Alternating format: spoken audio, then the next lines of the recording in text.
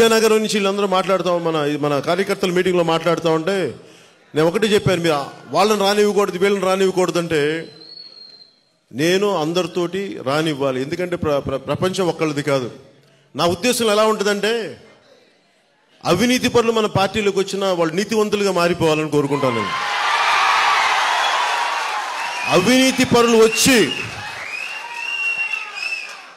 అంటే నేను గంట గారిని నేనైతే ఆహ్వానించాను పార్టీలోకి, మీకు అది కూడా చెప్తున్నాను.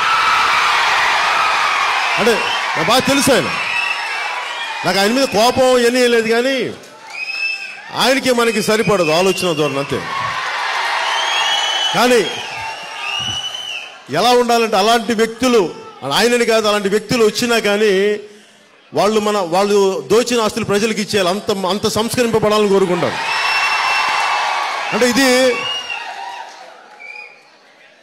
అంటే నువ్వు రాజకీయాల్లో నిలదొక్కుకోవాలంటే పక్కనే అవినీతి పనులంతా ఉండిపోయి నేను రాను, బురద ఉంది కాబట్టి బురదలో దిగనంటే నువ్వు మరి అద్భుతమైన కమలం ఎలా వస్తుంది?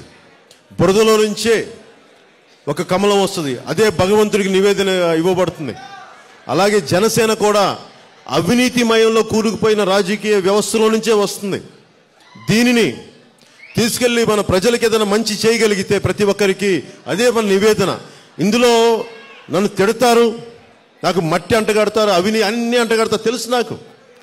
కానీ విసిగిపోయిన ఎవడో ఒకడు దిగి పోరాటం చేయకపోతే, బలంగా ఎదుర్కోకపోతే ఈ వ్యవస్థని మరింత అధోగతికి చూశారు కదా, మనకి స్పెషల్ సిట్ టీం అని చెప్పి ఇంత అవినీతి ఇంత అడ్డగోలుగా భూ కబ్జాలు జరిగితే ఎవరు మాట్లాడలేకపోయారు.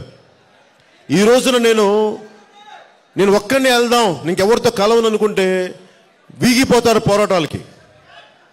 రాజకీయ వ్యూహం ప్రజలకు ఎలా కావాలి, మనకి ఎలా కావాలి అనేది రాజకీయ వ్యూహం నాకు వదిలేయండి.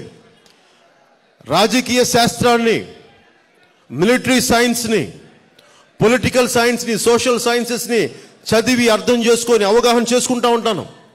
అన్ని అవగాహన చేసుకున్నవాడిని. రాజకీయ ఎత్తుగడలు, రాజకీయ వ్యూహం నాకు వదిలేయండి, నేను ముందుకు తీసుకెళ్తాను.